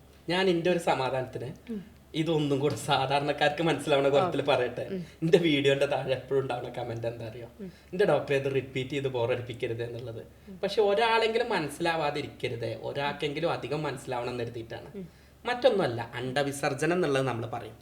അണ്ടം വിസർജിക്കുക, ആ ദിവസം ബീജം ശുക്ലം സ്ഖലിച്ച് അത് സംയോജിച്ചാൽ മാത്രം കുട്ടി ഉണ്ടാകും. ഒരു പുരുഷനെ സംബന്ധിച്ച് എല്ലാ ദിവസവും അയാൾക്ക് കുട്ടി ഉണ്ടാക്കാൻ പ്രായോഗികമായിട്ട് കഴിയും. പക്ഷേ അതേപോലെ ഒരു സ്ത്രീക്ക് എല്ലാ ദിവസവും ഒരു അമ്മയാവാൻ കഴിഞ്ഞോളന്നില്ല. അത് പടച്ചോൻ തന്നെ ഒരു കൺട്രോൾ മെഷർ, അല്ലെങ്കിൽ ഇവിടെ ഭൂമിയിൽ ജനസംഖ്യ കൊണ്ട് പിടിച്ചാൽ കിട്ടൂല. അപ്പൊ നമ്മൾ ഇതിന്റെ ചികിത്സയിൽ ആദ്യം വേണ്ടത് എന്താണ്? അണ്ടം വിസർജിക്കുന്ന ദിവസം കണ്ടെത്തുക എന്നുള്ളത്. സാധാരണ സ്ത്രീകൾക്ക് മനസ്സിലാവുന്ന ഭാഷയിൽ പറഞ്ഞാല് 1-ാം തീയതി മെൻസസ് ആയാല് ഒരു 14-ാം തീയതിയാണ് എന്തുണ്ടാവുക, അണ്ടവിസർജിക്കുക. അത് ഇങ്ങനെ തന്നെ പറയുന്നത്. നമ്മൾ പലപ്പോഴും പറഞ്ഞു കൊടുത്താല് 1-ാം തീയതി ഓല് പറയുന്നത് എന്തായിരിക്കും? കുളിച്ച 1-ാം തീയതി. അപ്പൊ ഡേറ്റ് തെറ്റും. മെൻസസ് 1-ാം തീയതി അയക്കണമെങ്കിൽ റെഗുലർ മെൻസ്ട്രേഷൻ 28 ദിവസത്തിലുള്ള സ്ത്രീ ആണെങ്കിൽ 14-ാമത്തെ ദിവസം. പക്ഷെ ആ 14-ാമത്തെ ദിവസത്തിൽ മാത്രം നിങ്ങൾ ഒതുങ്ങരുത്. അത് 10-ാമത്തെ ദിവസം മുതൽ 18-ാമത്തെ ദിവസം വരെ ബന്ധം ഉണ്ടാവുക. പക്ഷെ പലപ്പോഴും ഇതൊക്കെ കുറച്ച് പ്രാക്ടിക്കലായിട്ട് സംസാരിക്കാനാട്ടോ ഇഷ്ടപ്പെടുന്നത്. ഞങ്ങളൊക്കെ അനുഭവത്തിൽ കണ്ടിട്ടുള്ള എന്താണ്, ഡോക്ടർ ഇങ്ങോട്ട് ചോദിക്കും, ഡോക്ടറെ 14-ാമത്തെ ദിവസം മാത്രം സെക്സ് ചെയ്താൽ മതിയോ, അതോ 13 നിർബന്ധമാണോ ചോദിക്കും. കാരണം ഇടങ്ങാറ് ഒരു മനുഷ്യന് നമ്മളിപ്പോൾ ഒരു ബിരിയാണി കിട്ടാതെ നിൽക്കുമ്പോൾ കിട്ടാൻ പൂതിയായിരിക്കും, എങ്ങനെയെങ്കിലും ആ ബിരിയാണി കഴിക്കാൻ ആഗ്രഹിക്കുക. പക്ഷേ തീരെ ബിരിയാണി കിട്ടാത്ത ഒരാൾക്ക് അത് കിട്ടാൻ പൂതിയായിരിക്കും. എന്നും ബിരിയാണി തിന്നടാ പറഞ്ഞാൽ അവനെന്തായിരിക്കും, അതിനോടൊരു വിരക്തിയാണ് വരിക. ഇപ്പം ഈ സെക്സ് കുട്ടികളില്ലാത്ത ആളുകളിൽ സെക്സ് എന്നുള്ളൊരു മടുപ്പായിരിക്കും. ഞാനൊരിക്കലും അവരെ കുറ്റം പറയില്ല, അങ്ങനെ ആയിപ്പോയിട്ടുണ്ട്. സെക്സ് ചെയ്യണു, കുട്ടികളാവുന്നില്ല, ട്രീറ്റ്മെന്റിന്റെ ഭാഗമായിട്ട് ഇതിങ്ങനെ ചെയ്യാം. അപ്പൊ സ്വാഭാവികമായിട്ടും 14-ാമത്തെ ദിവസം എന്തായാലും ചെയ്യാം. പറ്റുകയാണെങ്കിൽ 13, 15 ഉൾപ്പെടുത്തുക. നിങ്ങൾക്ക് കഴിയുകയാണെങ്കിൽ 12 മുതൽ 17 വരെ ഉണ്ടാവുക. 10-ാം തീയതി മുതൽ 18-ാം തീയതി വരെ ഉണ്ടായാൽ വളരെ സന്തോഷം. പക്ഷെ അതെല്ലാവർക്കും കഴിഞ്ഞോളണമെന്നില്ല. പ്രത്യേകിച്ച് എന്താ പറഞ്ഞാൽ കുട്ടികളെ അപ്പൊ കല്യാണം കഴിഞ്ഞ ഉടനൊക്കെ ഇത് നടക്കും. കുട്ടികളാവാതെ പോകുന്നത് എങ്ങനെയാണ്? വർഷങ്ങൾ കഴിഞ്ഞ് ഈ സ്ട്രെസ്സും ജോലി ഭാരവും ഇതൊക്കെ ഉള്ള മനുഷ്യന്മാരായിരിക്കും. ഹണിമൂൺ പീരീഡ് അല്ല. അപ്പൊ അതൊരു പ്രയാസം ഉണ്ട് എന്നുള്ള യാഥാർത്ഥ്യം ഉൾക്കൊണ്ടുകൊണ്ട് തന്നെ 14-ാം തീയതി നോക്കുക, അതിനോടനുബന്ധിച്ചുള്ള ദിവസങ്ങളിൽ ചെയ്യുക എന്നുള്ളതായിരിക്കും. ഇനി നിങ്ങൾ പറഞ്ഞു കൊടുക്കേണ്ട വേറെ സംഗതിയും കൂടെ ഉണ്ട്. അപ്പൊ ഇങ്ങനെയാണെങ്കിൽ സ്വാഭാവികമായിട്ടും നമുക്ക് അഡീഷണൽ ആയിട്ട് ഒരു കാര്യം പറഞ്ഞു കൊടുക്കുക. അതും നിങ്ങൾ പറഞ്ഞു കൊടുത്താലാണ് നന്നാവുക. മറ്റൊന്നുമല്ല, ഏതൊക്കെ ദിവസം ബന്ധപ്പെട്ട കുട്ടികളാവൂല. കാരണം പലരും നമ്മളടുത്ത് വരുന്നില്ല തന്നെ ഇഷ്ടം പോലെ ഉണ്ട്. എന്താ അറിയോ, ചികിത്സിച്ചു, അതിന്റെ മുമ്പ് ഇവർക്ക് ഒരു വട്ടം പ്രഗ്നന്റ് ആയിക്കും, അതിന് അബോഷന് ട്രീറ്റ് ചെയ്തെടുക്കും, അല്ലെങ്കിൽ അബോഷന് മരുന്ന് പിടിച്ചെടുക്കും, അന്ന് പഠിക്കുകയാണെന്നൊക്കെ പറഞ്ഞിട്ട് എത്രയോ കേസ്. അപ്പൊ ആ ഒരു അനുഭവം വെച്ചിട്ട് അങ്ങനെ അബോഷൻ ആക്കണ്ട, അബോഷൻ ആവാതെ തന്നെ കുട്ടികളാവാത്ത ദിവസം കൂടി ഒന്ന് പറഞ്ഞു കൊടുക്കും. ഓക്കെ, അതിന്റെ മുന്നോടിയായിട്ട് പറയാം. പല ആളുകളും പറയും ഇപ്പോൾ 1-ാം തീയതി മെൻസസ് ആയി 14-ാമത്തെ ദിവസത്തിൽ തന്നെ സെക്ഷൽ കോണ്ടാക്റ്റ് വേണം എന്നുള്ളത്. അതിന് 2 ആൻസർ ഉണ്ട്. ഒന്ന്, അത് ഒറിജിനൽ സെക്സുമായിട്ട് ബന്ധപ്പെട്ട ഒരു ടൈം ആണെങ്കിൽ പോലും നമുക്ക് ഒരു ഫോളിക്കുലാർ സ്റ്റഡി ഒക്കെ ചെയ്യുമ്പോൾ പലപ്പോഴും ഡോക്ടർ അങ്ങനെ കാണലില്ല. അതായത് നമ്മളിപ്പോൾ കറക്റ്റ് ആ പീരിയഡ്സ് അങ്ങനെ മെൻസസിൻ്റെ പീരിയഡ്സ് ആണെങ്കിലും ഓവുലേഷൻ ഡേ ചിലപ്പോൾ പ്ലസ് ഒരു 3 ഡേയ്സ്, ഇപ്പോൾ 14-ാമത്തെ ദിവസമാണെങ്കിൽ ഒരു 17 18 ഒക്കെ ആയിരിക്കും. അപ്പോൾ ഇപ്പോൾ നമ്മൾ 14-ന് സെക്ഷൽ കോണ്ടാക്റ്റ് ചെയ്താലും കൺസീവ് ആവാൻ സാധ്യതയില്ല. അപ്പോൾ അതിനാണ് നമ്മൾ ഈ ഫോളിക്കുലാർ സ്റ്റഡീൻ്റെ ഒരു ഇതവിടെ കൊണ്ടുവരുന്നത്.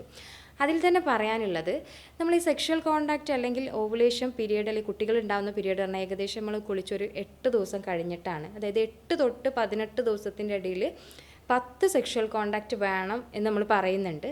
അത് പ്രീ കോണ്ടാക്റ്റ് ആണ് കുറച്ചും കൂടി ഇമ്പോർട്ടൻസ്. അപ്പോൾ ഇതിൽ തന്നെ എങ്ങനെയാണെന്ന് വെച്ചാൽ പേഷ്യൻറ്റിന് ആ ദിവസം കുറച്ച് ഫീലിങ്സ് ലൈക്ക് ഉണ്ടാവും. അതായത് അടിവയറ്റിൽ വേദന, ഈ അണ്ടം പൊട്ടുന്ന അല്ലെങ്കിൽ അണ്ടവിസർജനം നടക്കുന്ന സമയത്ത് അത് പേഷ്യൻറ്റിന് ഒരു ഫോളിക്കുലാർ സ്റ്റഡി ചെയ്യാതെ മനസ്സിലാക്കാൻ പറ്റുന്ന കാര്യമാണ്. അന്നേരം സെക്ഷൽ കോണ്ടാക്റ്റിന് തീരെ ഒരു പേഷ്യൻറ്റിന് അല്ലെങ്കിൽ ഒരു ലേഡിയെ സംബന്ധിച്ച് താല്പര്യം ഉണ്ടാവില്ല. ചില കേസിൽ സ്ത്രീകൾക്ക് ഒരു വൈറ്റ് ഡിസ്ചാർജ് ആയിരിക്കും വരിക, എന്നാൽ ചില പേഷ്യൻറ്റിന് ബ്ലഡി മിക്സ്ഡ് ഡിസ്ചാർജ് വരും. അപ്പോൾ ഈ പേഷ്യൻ്റ് എന്ത് വിചാരിക്കും, എനിക്ക് പീരിയഡ്സ് ആയി, 14-ാമത്തെ ദിവസം വീണ്ടും പീരിയഡ്സ് ആയി, അന്ന് സെക്ഷൽ കോണ്ടാക്റ്റ് പറ്റില്ലല്ലോ എന്ന് വിചാരിച്ചിട്ട് അന്ന് ആക്ച്വലി അവർ ചെയ്യില്ല. ആക്ച്വലി ഇത് അണ്ടം പൊട്ടുന്ന ടൈമാണ്. അപ്പോൾ അതും ശ്രദ്ധിക്കണം. പിന്നെ ഇവിടെ തന്നെ ശ്രദ്ധിക്കേണ്ട കാര്യം എന്ന് വെച്ചാൽ അണ്ടത്തിൻ്റെ സമയം എന്ന് പറഞ്ഞാൽ പൊട്ടിക്കഴിഞ്ഞാൽ കുട്ടികൾ ഉണ്ടാകുന്ന സമയം 24 മണിക്കൂറാണ്. പക്ഷെ ബീജത്തിന് ഇന്നത്തെ സയൻറ്റിഫിക്കലി കുറച്ചും കൂടി 72 മണിക്കൂർ കൂടുതൽ ഇന്ന് കാണിക്കുന്നുണ്ട് പുതിയ പഠനങ്ങളിൽ. അപ്പോൾ അതുകൊണ്ട് തന്നെ ഓവുലേഷൻ നടന്ന് ഇപ്പോൾ രാവിലെ ഒരു 10 മണിക്ക് ഓവുലേഷൻ നടന്നാൽ 14ാമത്തെ ദിവസം 10 മണിക്ക് ഓവുലേഷൻ നടന്ന 15ാമത്തെ ദിവസം 10 മണി വരെ അതിൻ്റെ ടൈം ഉണ്ട്, ലൈക്ക് 24 hours. അപ്പോൾ നമ്മൾ ഈ പ്രീ കോണ്ടാക്റ്റ് പറയുന്നത് ഇപ്പം നമ്മൾ ഒരു 13ാമത്തെ ദിവസം ബന്ധപ്പെട്ടാലും ബീജം അവിടെ ഉണ്ടാകും. ഹെൽത്തി ആയിട്ടുള്ളൊരു ബീജമാണ്, ഹെൽത്തി ആയിട്ടുള്ളൊരു ബോഡിയാണെങ്കിൽ അവിടെ ഹോൾഡ് ചെയ്യും, അതിൻ്റെ എല്ലാ ക്വാളിറ്റിയിലും അത് നിൽക്കും. അപ്പോൾ 14ാമത്തെ ദിവസം നമുക്ക് ഓവുലേഷൻ നടന്നാലും കുട്ടികൾ ഉണ്ടാവും അവിടെ, ഓക്കെ ആണെങ്കിൽ. ബട്ട് ഈ നമ്മൾ ആ സമയത്ത് ഇപ്പോൾ രാവിലെ അങ്ങനെ അറിഞ്ഞു കഴിഞ്ഞാൽ ഈ സിംറ്റംസ് ഒക്കെ ഉണ്ട്, വയറുവേദന ഉണ്ട്, അന്ന് സെക്ഷൽ കോണ്ടാക്റ്റിന് തീരെ താല്പര്യമില്ല, ബട്ട് നമ്മൾ അതിനെപ്പറ്റി അവെയർ ആണെങ്കിൽ അന്ന് 1 or 2 തവണയൊക്കെ നമുക്ക് കോണ്ടാക്റ്റിൽ ഏർപ്പെടാം. ഇപ്പോൾ 72 മണിക്കൂർ കൂടുതൽ ബീജം അവിടെ നിൽക്കണോണ്ട് തന്നെ ഒരു കൺസീവ് ആവാനുള്ളൊരു സാധ്യതയുണ്ട്. അപ്പോൾ ഇനി അങ്ങനെ നോക്കുകയാണെങ്കിൽ എപ്പോഴാണ് സേഫ് പീരിയഡ്? അപ്പോൾ നമ്മൾ ഞാൻ അതിൻ്റെ ഇടയിലൊന്ന് പറയട്ടെ. ഇത് പറഞ്ഞാൽ ചിലപ്പോൾ നിങ്ങൾക്ക് എന്നോട് യോജിക്കാൻ കഴിയില്ല, അതല്ലെങ്കിൽ പ്രേക്ഷകർക്ക് യോജിക്കാൻ കഴിയില്ല. പക്ഷെ ഞാൻ എൻ്റെ ഒരു അനുഭവം മാത്രമാണ് പറയുന്നത് കേട്ടോ. ഇതിനൊരു മെഡിക്കലായിട്ട് നിങ്ങൾ കാണണ്ട, ഒരു ലേമാനായിട്ട് തൽക്കാലം കണ്ടോളി. അതായത് നമ്മളിവിടെ സൃഷ്ടിച്ച ഒരാള് അതിലൊരു നിമിത്തം വെച്ചിട്ടുണ്ട്, നമ്മളിലൂടെ അടുത്ത തലമുറ ഇവിടെ നിലനിൽക്കുക. അതിൻ്റെ ഒരു ഭാഗമാണ്. ഇപ്പൊ ഭക്ഷണം കണ്ടാൽ നമുക്ക് വിശക്കുന്നു, ആ വിശപ്പ് ശരിക്കും ഒരു അനുഗ്രഹം, ഇല്ലെങ്കിൽ നമ്മൾ കഴിക്കൂല, സ്വാഭാവികമായിട്ടും മരിച്ചു വീഴും ഭക്ഷണം കഴിക്കാതെ. ഇതേപോലെ സെക്സ്, ലൈംഗികത, റീപ്രൊഡക്ഷൻ ഇതൊക്കെ ഒരു അനുഗ്രഹമാണ്.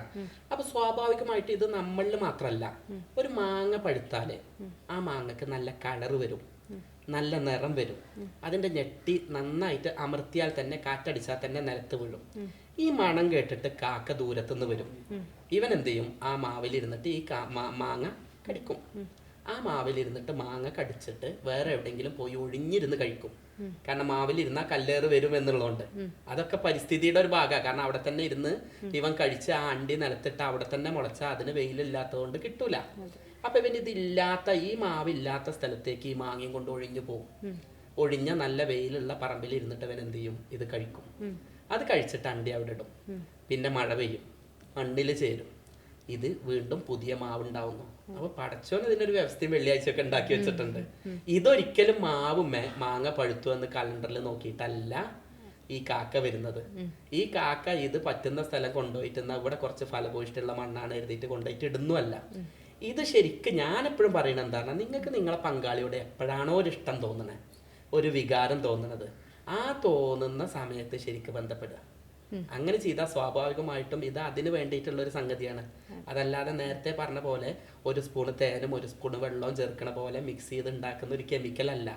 ഹൃദയം, മനസ്സ്, സ്നേഹം, റൊമാൻസ്, ഒപ്പം ഈ സയന്റിഫിസിറ്റി അങ്ങനെ ഉണ്ടാവുമ്പോൾ സ്വാഭാവികമായിട്ടും ബാക്കി ആരും ഡേറ്റ് നോക്കാനൊന്നും. എനിക്ക് തന്നെ നല്ലൊരു അനുഭവമുള്ള കേസ് ഉണ്ട് കേട്ടോ. അതെന്താണെന്ന് പറഞ്ഞു കഴിഞ്ഞാൽ, നമ്മളുടെ ആ കേസിന്റെ പേരോ ഡീറ്റെയിൽസോ ഒന്നും പറയുന്നില്ല. ഇത് എന്ത് ചെയ്യണം, നിങ്ങളൊന്ന് എഡിറ്റ് ചെയ്യണം. എങ്ങാനും ആ പേഷ്യന്റിന്റെ പ്രൈവസി പുറത്തു പോകുന്ന എന്തെങ്കിലും വാക്ക് എൻ്റെ വായിന്ന് വന്നാൽ, ഒരിക്കലും ഞങ്ങൾ അങ്ങനത്തെ പുറത്തു വിടാത്തതാണ്. അതുകൊണ്ടാണ് ആ കേസ്. കല്യാണം കഴിയുന്നതിന്റെ മുമ്പ് സെക്സ് ഉണ്ടായി, അങ്ങനെ പ്രഗ്നൻസി ആയി, അബോർഷൻ ചെയ്തു, കുട്ടിയായിട്ടില്ല, കല്യാണം കഴിഞ്ഞിട്ടില്ല. പക്ഷേ ഇവരിൻ്റെ അടുത്ത് എത്തുന്നത്, ഈ സംഗതിയും അറിയാം, ഞാൻ അബോർഷൻ ചെയ്യാൻ സമ്മതിക്കാത്ത ആളാണ്, പക്ഷെ ഇത് എനിക്കറിയാം, സംഗതി അറിയാം, 4 വർഷമായിട്ടും കുട്ടികളായില്ല എന്നുള്ള. അപ്പൊ അതിലെ സംഭവം എന്തായിരുന്നു പറഞ്ഞാല്, ഇവര് നല്ല ഇന്റിമസിയിലായിട്ട് ഈ പെൺകുട്ടി നല്ല പൈസ ഉള്ള വീട്ടിൽ തരുന്നു. പക്ഷെ ആദ്യമായിട്ട് കെയർ കിട്ടുന്നത് ഈ ചങ്ങായിൻ്റെ അടുത്ത് നിന്നാണ്. സ്വാഭാവികമായിട്ടും സെക്സ് ഉണ്ടായി, പ്രഗ്നന്റ് ആയി, അബോർഷൻ ചെയ്തു, കല്യാണം കഴിഞ്ഞു, വീട്ടിൽ എതിർപ്പുണ്ടായി, പ്രത്യേകിച്ച് പെൺകുട്ടിന്റെ വീട്ടിൽ എതിർപ്പുണ്ടായി. പെൺകുട്ടി വീട്ടിൽ നിന്ന് പോന്നിട്ട് ഭർത്താവിന്റെ വീട്ടിൽ ചെന്നു. സ്വാഭാവികമായിട്ടും റൊമാൻസിലുള്ള കാര്യമല്ല യാഥാർത്ഥ്യത്തിൽ ഉണ്ടായിരുന്നത്. അച്ഛനും അമ്മയും ചീത്തപ്പേരുണ്ടാക്കിയതുകൊണ്ട് അവരെന്ത് ചെയ്തു? ഇവരെ ലിസ്റ്റിൽ നിന്ന് വെട്ടും ചെയ്തു. സ്വാഭാവികമായിട്ടും എന്തായി? പിന്നീട് സ്ട്രെസ് വരാൻ തുടങ്ങി. അപ്പൊ അവിടെ റൊമാൻസ് അല്ലുള്ളത്. ഇതേ ആണും ഇതേ പെണ്ണും ഇതേ ബീജോ ഇതേ അണ്ടോ തന്നെ വീണ്ടും സംയോജിക്കാൻ നോക്കി. പക്ഷെ എന്ത് ചെയ്തില്ല? സംയോജിച്ചില്ല, കുട്ടിയായില്ല, 4 വർഷം കഴിഞ്ഞു. അപ്പൊ അങ്ങനെ പിന്നെ അവസാനം എന്തായെന്ന് പറഞ്ഞാൽ കുറെ പ്രശ്നങ്ങളൊക്കെ തീർത്ത് ഈ വീട്ടുകാരെ അച്ഛനെയും അമ്മനെയും നിർബന്ധിച്ച് വിളിച്ചു വരുത്തിയിട്ട് ഇരുത്തി സംസാരിച്ച് ഞാൻ പറഞ്ഞു, 6 മാസം എനിക്ക് തരും. 6 മാസം തന്നാല് എന്ത് ചെയ്യാം, നമുക്ക് കൃത്യമായിട്ട് കാര്യങ്ങൾ ചെയ്യാം. അങ്ങനെ ഈ രക്ഷിതാക്കളോട് പറഞ്ഞു, നിങ്ങൾ ഇതിന് കെയർ കൊടുക്കും. നിങ്ങൾ എന്തായാലും ഇപ്പൊ നിങ്ങളെ മകനും ഒരുവനും അല്ലേ, ഇനിയിപ്പോ ഇത് സ്വീകരിച്ചല്ലേ പറ്റുള്ളൂ. അതല്ല, മകൾ ഇനിയും കുട്ടിയില്ലാതെയും കൂടെ കഷ്ടപ്പെടണം എന്നാണ് നിങ്ങൾ ആഗ്രഹിക്കണം. അവൾ അനുഭവിക്കാനുള്ള പഠിച്ചു, അവളെ വെഡിത്തോ അല്ലെങ്കിൽ ഇത് അവളുടെ ജീവിതാനുഭവങ്ങളുടെ കുറവ്, അത് ക്ഷമിച്ചു കൊടുക്കുക. ഒരു കുട്ടി വരുമ്പോ ഒക്കെ ശരിയാവും എന്ന് പറഞ്ഞ് ഇരുത്തി ദിവസങ്ങൾ എടുത്ത കൗൺസിലിംഗ് ആയിരുന്നു. പക്ഷെ എന്തായി, ആ വീട്ടുകാര് ഓക്കെ 6 മാസം തരാന്നുള്ളതായി. അവർ വരവ് തുടങ്ങി, പോവല് തുടങ്ങി, ഹാപ്പിയായി. ഇവളുടെ മൈൻഡിൽ പക്ക എന്തായി, AMH ഹോർമോൺ എന്നൊക്കെ പറയുന്നത് സാധാരണക്കാരന് മനസ്സിലാവുന്നതിൽ ഇത്രയേ ഉള്ളൂ. മനസ്സിൽ ടെൻഷനൊക്കെ പോയി നല്ല റൊമാൻസും നല്ല 17-കാരിയുടെ ആർജവം ഒക്കെ ഉണ്ടാവുന്ന സാധനം.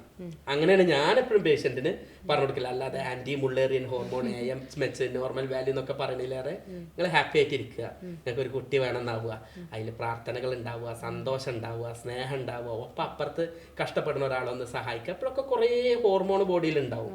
ഇതൊക്കെ തന്നെ കുട്ടിയാവാൻ വേണ്ടത്. അല്ലാതെ കലണ്ടറും പിടിച്ചിട്ട് നമ്മളിത് പറഞ്ഞു കൊടുക്കുമ്പോൾ തന്നെ എന്ത് വേണം, ഇതും കൂടെ പറഞ്ഞു കൊടുക്കുകയാണല്ലോ വേണ്ടത്. അപ്പം നിങ്ങൾ ഇനി ഒരു കാര്യം ചെയ്യും, സേഫ് പീരിയഡ് എന്താണെന്നുള്ളത് അല്ലെങ്കിൽ കുട്ടി ആവണ്ടാത്ത ദിവസം എന്താണെന്നുള്ളതും കൂടെ പറഞ്ഞു കൊടുക്കും. അത് ഏകദേശം നമുക്ക് ഒരു 1 വീക്ക്, ഇപ്പോൾ 20-ാം തീയതിയൊക്കെയാണ് പീരിയഡ്സ് വരുന്നെങ്കിൽ ഒരു 5-6 ദിവസമൊക്കെ നമുക്ക് പക്ക സേഫ് ആണെന്ന് പറയാം. ബട്ട് ഇവിടെ ശ്രദ്ധിക്കേണ്ട PCOD കേസൊക്കെ ആകുമ്പോൾ ചിലപ്പോൾ ഓവുലേഷൻ കുറച്ച് ഇങ്ങോട്ട് വരാനുള്ള സാധ്യത ഉണ്ട്. അപ്പോൾ അത് ഒരു നമ്മൾ ടെസ്റ്റ് കാര്യങ്ങളൊക്കെ ബേസ് ചെയ്തിട്ടാണ് നമ്മളത് പറയാറുള്ളത്. അതിന് കറക്റ്റായിട്ടൊരു വാല്യൂ കൊടുക്കൽ അങ്ങനെയാണ്. ബട്ട് എന്നാലും ഒരു ഡേറ്റ് വെച്ചിട്ടൊക്കെ നോക്കുകയാണെങ്കിൽ ഒരു 1 വീക്കൊക്കെ നമുക്ക് ഓൾമോസ്റ്റ് സേഫ് പീരിയഡ് തന്നെയാണ് നോർമലി പീരിയഡ്സ് നടക്കുന്ന ഒരു ലേഡിയെ സംബന്ധിച്ച്. പിന്നെ ഡോക്ടർ പറഞ്ഞ പോലെ തന്നെ ഈ സെക്ഷൽ ലൈഫ് എന്ന് പറയുമ്പോൾ അല്ലെങ്കിൽ സ്ഥിരമായിട്ടൊരു 10 കോണ്ടാക്റ്റ് എന്നൊക്കെ പറയുമ്പോൾ അത് ആ കപ്പിൾസിന് നല്ല ബുദ്ധിമുട്ടുണ്ടാക്കുന്ന ഒരു കാര്യം തന്നെയാണ്. അപ്പോൾ നമ്മൾ പറയാറുള്ളത് നിങ്ങൾക്ക് സന്തോഷമുള്ള ടൈമാണ്, നിങ്ങൾക്ക് സെക്ഷൽ കോണ്ടാക്റ്റിന് താല്പര്യമുള്ള ദിവസം നിങ്ങൾ 1-2 തവണ ഒരു കൂടുതലായിട്ട് കപ്പിൾസിന് അല്ലെങ്കിൽ ഒരു മുഷിപ്പ് ഉണ്ടാക്കാത്ത രീതിയിൽ ഒരു സെക്ഷൽ കോണ്ടാക്റ്റ് കൊടുക്കുക. ചിലപ്പോൾ ഒരു 13-ാമത്തെ ദിവസമായിരിക്കും കോണ്ടാക്റ്റ് വരുന്നത്, ചിലപ്പോൾ അത് തന്നെ മതിയാകും കൺസീവ് ആകാൻ. പിന്നെ അവിടെ പറയുന്ന പ്രധാന പ്രശ്നം എന്ന് പറഞ്ഞാൽ ഇങ്ങനെ ഡെയിലി കോണ്ടാക്ട് ചെയ്ത് കഴിഞ്ഞാൽ പുരുഷന്മാരിൽ ഉദ്ധാരണ പ്രോബ്ലംസ്, ടൈമിങ്ങിൻ്റെ ഇഷ്യൂ വരുന്നുള്ളത് അത് കറക്റ്റാണ്, അതങ്ങനെ വരും. ഇപ്പോൾ ഡെയിലി നമുക്ക് ഒരാൾ ഈ വെള്ളം കുടിച്ചു കഴിഞ്ഞാൽ വീണ്ടും വീണ്ടും വെള്ളം കുടിക്കണമെന്നില്ല, ഡോക്ടർ പറഞ്ഞ പോലെ തന്നെ. അപ്പോൾ ഡെയിലി കോണ്ടാക്ട് പറഞ്ഞാൽ എല്ലാവർക്കും ആ കോണ്ടാക്റ്റിൻ്റെ ഫീലിംഗ് കിട്ടണമെന്നില്ല. പിന്നെ എന്തിനാ കുട്ടികളില്ലാത്ത പേഷ്യൻസ് മെയിനായിട്ട് കോണ്ടാക്ട് ചെയ്യണം, അവർക്കൊരു സെക്ഷൽ ഒരു ഹാപ്പിനെസ് കിട്ടാനല്ല, കുട്ടി ഉണ്ടാവണം എന്നുള്ള ഒരു സ്ട്രെസ് ഹോർമോൺ, കോർട്ടിസോൾ ഹോർമോൺ അവിടെ പ്രൊഡ്യൂസ് ചെയ്യുമ്പോൾ അവിടെ നല്ല ഹോർമോൺ വരുന്നില്ല. അപ്പോൾ അതും ഇതിൻ്റെ ഒരു റീസണാണ്. അപ്പോൾ അവിടെ ഒരുപാട് സ്ട്രെസ് വരാം, നല്ലൊരു ആ ഒരു സെക്സ് ആസ്വദിക്കാൻ പറ്റാതാവാം. പുരുഷന്മാരിലാണെങ്കിൽ ഉദ്ധാരണ പ്രശ്നം വരാം, ടൈമിങ്ങിൻ്റെ ഇഷ്യൂ വരാം, ഒരു മടുപ്പ് വരാം, അങ്ങനെയുള്ള ഒരുപാട് കാര്യങ്ങളുണ്ടാവും. അപ്പോൾ കുറേയൊക്കെ നമുക്കിത് നോക്കാം, കുറേയൊക്കെ ഡോക്ടർ പറഞ്ഞ പോലെ തന്നെ നല്ല ഹാപ്പി ആയിട്ട് ഇരിക്കുക. വേറൊരു കേസ് പറയാതിരിക്കാൻ വയ്യട്ടോ, നമ്മൾ ആളുകൾക്ക് ഉപകാരപ്രദമാവണം എന്ന് എഴുതിയിട്ടാണ് പറയുന്നത്. മറ്റൊന്നുമല്ല, ഒരു കേസ് പ്രഗ്നൻസി, അവന് ആദ്യം PCODക്കാണ് അവർ ട്രീറ്റ് ചെയ്തിരുന്നത്. അവർ വന്നു, ഈ ഭർത്താവിനൊരു പ്രത്യേകത ഉണ്ട്, അയാൾ ഭയങ്കരമായിട്ട് നമ്മളെ ഭാഷയിൽ ലാക്ടസിസ് എന്ന് പറയുന്നത് ഭയങ്കര സംശയരോഗി. ഒരു സ്വൈരം അവൾക്ക് കൊടുക്കൂല, എവിടുക്കാ പോയിനത്, ആരാ പോയിനത്, അങ്ങനെയാക്കി ഇങ്ങനെയാക്കി ഇങ്ങനെ നമ്മളെടുത്ത് ട്രീറ്റ്മെന്റ് വരുന്നതിന്റെ താഴെ തന്നെ വീഡിയോയിൽ എന്തൊക്കെയാ ചങ്ങായി കമന്റ് ഇട്ടീന്ന് അറിയാം. അപ്പൊ എനിക്ക് പെട്ടെന്ന് ആളെ ഓർമ്മ കിട്ടി, ഇവന്റെ പെരുമാറ്റം അങ്ങനെ തന്നെ. എന്തിനാ ഡോക്ടർ അത് ചോദിച്ചത്, അല്ലെങ്കിൽ ഇതെന്താ ചോദിച്ചാൽ, അത് അവരുടെ ഒരു ഇതാണ്. നമ്മൾ ട്രീറ്റ്മെൻറ്റ് എടുക്കുമ്പോൾ എപ്പോഴും രോഗിനെ കൃത്യമായിട്ട് പഠിക്കും, അവരുടെ ജീവിത സാഹചര്യം, അവരുടെ എന്താണ് അവരുടെ അങ്ങനെ ആക്കിയത്, എങ്ങനെയാണ് അവരങ്ങനെ ആയത്, എന്തുകൊണ്ടൊക്കെയാണ് ഇതുള്ളത് എന്നുള്ള എല്ലാം പഠിക്കും. അപ്പോൾ അത് ഡോക്ടറോട് ചോദിക്കുക, അല്ലെങ്കിൽ രോഗിനോട് ഈ അങ്ങനെയാണോ എൻ്റെ സ്വഭാവം ചോദിക്കല്ല, അവൻ്റെ ഓരോ പെരുമാറ്റത്തിലും നോക്കിയിട്ട് പഠിക്കുക ചെയ്യുക. അതുകൊണ്ടാണ് പലപ്പോഴും ചികിത്സ വിജയിക്കുന്നത്. അതല്ലാതെ നമ്മളുടെ ട്രീറ്റ്മെൻറ്റിൽ എല്ലാവർക്കും ഒരു മരുന്ന് എന്നുള്ളതല്ല. യൂട്യൂബിൽ പലരും ചോദിക്കലുണ്ട്, നിങ്ങളൊന്ന് മരുന്ന് പറഞ്ഞു തരും ഡോക്ടർ. എന്താ അങ്ങനെ പറയാൻ പറ്റുന്ന സാധനമല്ല. നിങ്ങൾ വീട് വെക്കുകയാണെങ്കിൽ ഞാൻ വെച്ച പോലെ അല്ല നിങ്ങൾ വെക്കുക. ഞാൻ പടിഞ്ഞാട്ടിലേക്കാണ് വീട്ട് വെച്ചിട്ടുള്ളത്, അതിൻ്റെ കൊലായി പൈനാട്ടിക്കാണ് എന്നുണ്ടെങ്കിൽ എൻ്റെ വീട്ടിൽ റോഡ് പടിഞ്ഞാട്ടേക്കായിരിക്കും. ഇതേപോലെ നിങ്ങൾ വെച്ചിട്ടാൽ എങ്ങനെ ഉണ്ടാവും? അപ്പോൾ അതിന് ഓരോ കാര്യം വെച്ചിട്ടാണ് ഞങ്ങളും ചികിത്സ വെക്കുന്നത്. അപ്പോൾ അതാണ് പലപ്പോഴും മരുന്ന് പറഞ്ഞു തരാത്ത ഈ പേഷ്യൻ്റ് വന്നു. അങ്ങനെ ഇതിൻ്റെ പ്രശ്നം അവസാനം കുട്ടിയായി. കാരണം ഇവർ കുട്ടിയാവാൻ ട്രീറ്റ്മെൻറ്റിനല്ല, PCODക്കാണ് വന്നിരുന്നത്. ഇവൻ ഈ കുട്ടിനെ കല്യാണം കഴിച്ച മുതൽ തന്നെ ഇവൾക്ക് താടി രോമുണ്ട്, മീശ വളരുന്നുണ്ട്, ഇന്നെ പറഞ്ഞ് പറ്റിച്ച് കെട്ടിച്ചതാണ്, വാപ്പ പറ്റിച്ചതാണ് എന്ന് പറഞ്ഞിങ്ങനെ ഇതാക്കുക. സത്യത്തിൽ അന്ന് ആ കുട്ടിക്ക് PCOD വന്നിക്കണം ഇവൻ്റെ ഈ ഹറാസ്മെൻറ്റാണ്. അത് പിന്നെ പറയാൻ പറ്റില്ലല്ലോ, നമുക്കൊരു മാന്യമായിട്ട് കാര്യങ്ങൾ കേട്ടിട്ട് അവതരിപ്പിക്കാനുള്ളവർ പറ്റുക. ആ കേസിൽ എന്താ ഉണ്ടായി എന്ന് പറഞ്ഞു കഴിഞ്ഞാൽ കുട്ടിയായി. സാധാരണ രീതിക്ക് കുട്ടിയായി കഴിഞ്ഞാൽ വലിയ സന്തോഷം ഉണ്ടാവില്ലേ? ഇവന് സംശയം തുടങ്ങി, ഡോക്ടറെ ഞാൻ കോണ്ടാക്ട് ചെയ്തത് ഇന്ന ദിവസമാണ്, ഇത് ഇന്ന ദിവസം കോണ്ടാക്ട് ചെയ്തിട്ടില്ല, ഇന്റെ ഈ അറഗന്റ്. അപ്പൊ അവന് തിരിച്ചറിഞ്ഞിട്ടെ അവൻ ആ സ്വഭാവം ഉണ്ട് എന്നുള്ള, ഇന്റെ ഈ സ്വഭാവം കാരണം ഞോള് വേറെ എവിടേക്കെങ്കിലും പോയിക്കണോ. ഞാൻ പറഞ്ഞു, എടാ ഇങ്ങനൊന്നും സംശയിക്കല്ലേ, ആ കുട്ടിക്ക് കുട്ടിയാവണം എന്നുള്ള ആ പ്രഷർ വരികയാണ്. അപ്പൊ സ്വാഭാവികമായിട്ട് ഓവുലേഷൻ നടക്കൂല. അല്ലാത്ത ദിവസം നിങ്ങളൊന്ന് റൊമാൻറ്റിക് ആയിട്ട് ആയിട്ടുണ്ടാവും, PCOD കാരണം ഹോർമോൺ ചേഞ്ച് വന്നിട്ടുണ്ടാവും, അതുകൊണ്ട് വന്നതാണ് പറഞ്ഞ് കൃത്യമായിട്ട് ബോധിപ്പിച്ചു. പക്ഷെ ഇപ്പൊ പിന്നീട് ഞാൻ എപ്പോഴും ഒരു പേഷ്യന്റിനെ, അങ്ങനെയല്ലേ, ഓൻ അങ്ങനെ കാട്ടില്ല, ഓൻ അങ്ങനെ കാട്ടി കൊടുക്കാൻ നല്ല പറയില്ലേ. ഓരോ രോഗത്തിന്റെ അനുഭവം വെച്ചാവുന്നതല്ലേ, നമ്മളാണെങ്കിലും അങ്ങനെ ആവുമല്ലോ. അവനെ ഭയങ്കരമായിട്ട് കെയർ ചെയ്ത് സ്പെഷ്യലായിട്ട് ഓനെ പറഞ്ഞ് മനസ്സിലാക്കി ഇപ്പൊ ആ കുട്ടി പനിക്കും ജലദോഷത്തിനൊക്കെ കുട്ടിനേറ്റിൻ്റെ അടുത്താ വരില്ലേ. അപ്പൊ ആ കേസിലുള്ള ഒരു സ്ഥിതി എന്താണ് പറഞ്ഞാല് കുട്ടി വന്നു, അവൻ്റെ ലൈഫിൽ മാറ്റങ്ങൾ വന്നു, കുറേ അഡ്ജസ്റ്റ്മെന്റ് അവൻ പഠിച്ചു. ഈ കുട്ടിയുടെ പ്രസവ വേദന കണ്ടപ്പോൾ എൻ്റെ ഭാര്യ അത്രയും സഹിക്കുന്നുണ്ട് എന്ന് മനസ്സിലായി. ഇപ്പം അൽഹംദുലില്ലാ നല്ല രൂപത്തിലാണ് അവരുടെ പെരുമാറ്റവും സംഗതി. എനിക്കിനി തോന്നുന്നത് എന്താ അറിയോ, ഇനി തുരുതുരോനെ കുട്ടിയാവും. കാരണം അവൾക്ക് പ്രശ്നങ്ങളൊന്നുമില്ല, ഇതായിരുന്നു പ്രശ്നങ്ങൾ എന്നുള്ളതാണ്. അപ്പം അതുകൊണ്ട് തന്നെ ആ ഡേറ്റ് നോക്കുക, ആ ഡേറ്റ് എന്നുള്ളതൊന്നും ഇതിക്ക് ഒരു കണക്കാക്കേണ്ട ഒരു സംഗതിയേ അല്ല. അതല്ലാതെ അതിനപ്പുറമുള്ള കുറേ കാര്യങ്ങളാണ് നമ്മൾ പരിഗണിക്കേണ്ടത്. ഡോക്ടറെ, ഇനിയിപ്പോൾ നമ്മളടുത്ത് എന്താണ് പുതുതായിട്ട് ഇതിന് കുറച്ചും കൂടി ഇവർക്ക് വേണ്ടിയിട്ട് ചെയ്തു കൊടുക്കാനുള്ളത്, അതൊന്നും കൂടെ പറഞ്ഞു കൊടുക്കാവോ? ഏറ്റവും ആദ്യം ഇൻഫെർട്ടിലിറ്റി എന്നുള്ളത് മറ്റ് രോഗങ്ങളെ പോലെ അല്ല. അതിന് സമൂഹത്തിൻ്റെ പിന്തുണ വേണം, ഭാര്യൻ്റെ പിന്തുണ വേണം, ഭർത്താവിൻ്റെ പിന്തുണ വേണം, ആ വീട്ടുകാരുടെ പിന്തുണ വേണം, ഒബ്വിയസ്ലി ഡോക്ടറുടെയും രോഗിയുടെയും പിന്തുണ വേണം. ഞാനിതിന് ചെയ്യാം. ഈ രോഗി എന്നുള്ളത് ടെസ്റ്റ് ചെയ്യാനുള്ള ഒരു മെഷീൻ അല്ല. ഇവിടെ വാ, ഈ ടെസ്റ്റ് മുഴുവൻ ചെയ്യാറിട്ട് പ്രിന്റ് അടിച്ച് വെച്ചിരിക്കുകയാണ്, അങ്ങോട്ട് എറിയാൻ പാക്കേജാണ്, ഇത്ര രൂപയാണ് വേണ്ടത് എന്നുള്ള. പലപ്പോഴും ട്രീറ്റ്മെന്റ് മടുത്തുക്കും, നമുക്ക് തന്നെ അറിയണല്ലേ. ചിലത് വേണ്ടി വരും, നിങ്ങൾ ചികിത്സ അല്ലാതെ ബ്ലൈൻഡ് ആയിട്ട് ചെയ്യണം എന്നൊന്നും അല്ല പറയണത്. ഇത് ഇങ്ങനെ ടെസ്റ്റ് ചെയ്ത് ഒരു കറവ പശു ആക്കണതിന് പകരം ഞാൻ ചെയ്യുന്നത് കൃത്യമായിട്ട് രോഗിൻ്റെ രോഗനിർണയം നടത്തും. അതിനുവേണ്ടി രോഗിൻ്റെ സ്വഭാവ, പശ്ചാത്തല, ജീവിത സാഹചര്യ, ദാമ്പത്യ, മനഃശാസ്ത്ര, സാമൂഹിക, ജോലിപരമായ എല്ലാ കാര്യങ്ങളെയും അനലൈസ് ചെയ്യും.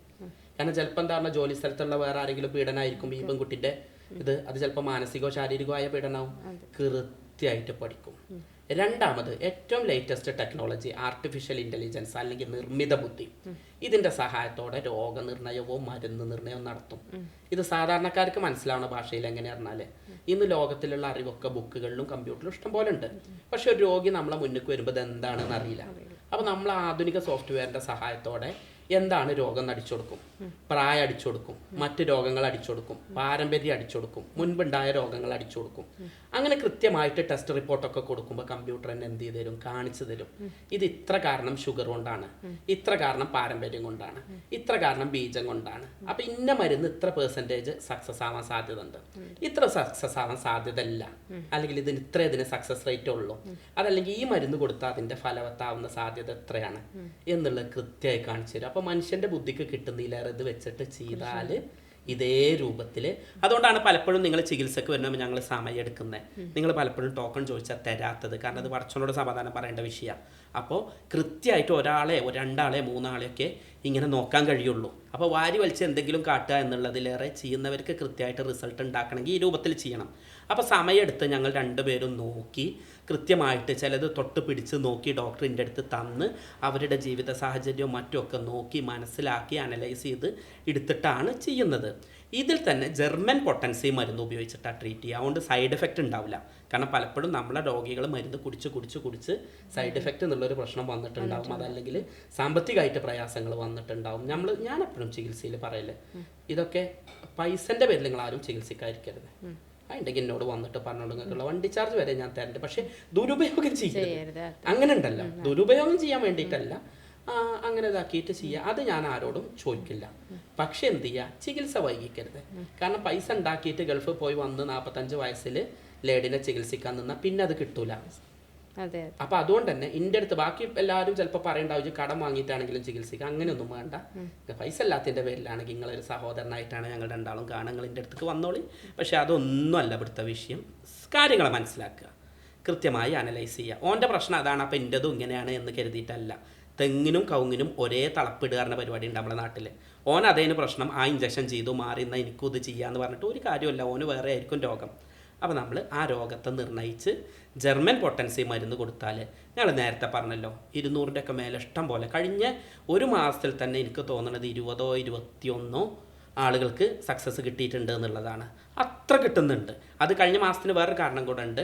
നോമ്പിൻ്റെ സമയത്ത് നമ്മൾ കൃത്യമായിട്ട് ക്യാമ്പും അനാലിസിസും ഭക്ഷണ നിയന്ത്രണം ഒക്കെ ഉണ്ടായിരുന്നു. അതുകൊണ്ട് ഏറ്റവും കൂടുതൽ സക്സസ് റിസൾട്ട് കിട്ടുന്ന മാസം കഴിഞ്ഞ മാസമാണ്. അപ്പോൾ അതുകൊണ്ട് തന്നെ അത്തരത്തിലുള്ള അനുഭവം ഉണ്ടായിട്ടുണ്ട്. ഇപ്പം നേരത്തെ ഡോക്ടർ പറഞ്ഞ പോലെ നമ്മൾ എണ്ണാറില്ല. അപ്പോൾ ഒന്നേ പറയാനുള്ളൂ, നിങ്ങൾ കുട്ടികളില്ലാതെ നിങ്ങളോ നിങ്ങളെ കുടുംബത്തിലോ ആരെങ്കിലും ഉണ്ടെങ്കിൽ അവർ അവെയർ ചെയ്യുക. എൻ്റെ അടുത്തേക്ക് ചികിത്സക്ക് വരാനല്ല, ഞങ്ങളടുത്ത് ചികിത്സക്ക് വരും വേണ്ട. നിങ്ങൾ ആ കാര്യത്തെ മനസ്സിലാക്കുക. ചികിത്സിക്കുക എന്നുള്ളത് മരുന്ന് കുടിക്കലോ ആശുപത്രിക്ക് വരലോ അല്ല കുട്ടികളെ. ഇത് മനസ്സിലാക്കലും അതിനനുസരിച്ച് പ്രതിരോധിക്കലും അതിനനുസരിച്ച് നിങ്ങൾ ഭക്ഷണം നിയന്ത്രിക്കൽ പോലും ചികിത്സയാണ്. ആ തരത്തിലേക്ക് കൊണ്ടുപോവുക. Wish you all the very best. ഞങ്ങളുടെ ഈ വീഡിയോ കാണുന്നുണ്ട് ഒരാൾക്കെങ്കിലും കുട്ടിയില്ലാത്തവർക്ക് കുട്ടിയായാൽ ഞങ്ങൾ ചെയ്യുന്ന വലിയൊരു സുഹൃത അതാണ്. ഞങ്ങളൊക്കെ പഠിച്ചത് നിങ്ങളിലേക്ക് എത്തുന്നത് അപ്പോഴാണ്. ഞങ്ങളൊക്കെ സർക്കാർ ചെലവിൽ നാട്ടുകാരുടെ നികുതി പണം എടുത്ത് പഠിപ്പിച്ചിട്ടുണ്ടെങ്കിൽ അതിനൊരു ഗുണം കിട്ടണം എന്ന് കരുതിയിട്ടാണ് ഇന്ന് ഞായറാഴ്ച വീട്ടിൽ ഫാമിലിൻ്റെ ഒപ്പം നിൽക്കുന്ന സമയത്ത് 3 മണിയായിട്ടും ഭക്ഷണം കഴിക്കാതെ നിങ്ങൾക്ക് വേണ്ടി ഈ വീഡിയോ ചെയ്യുന്നത്. അപ്പോൾ അതിൻ്റെ അർത്ഥത്തിൽ ഉൾക്കൊണ്ടുകൊണ്ട് പരമാവധി ഇത് ആളുകളിലേക്ക് എത്തിക്കുക. ഇതിന് വേണ്ടി ഞങ്ങളെ ഷെയർ ചെയ്ത് പരമാവധി സപ്പോർട്ട് ചെയ്യുക. സ്നേഹത്തോടെ doctor Haseena, doctor Basil Yusuf, doctor Basil's homeo hospital, Pandikkad, Malappuram ജില്ല, നടക്കാവ്, കോഴിക്കോട്. Thank you.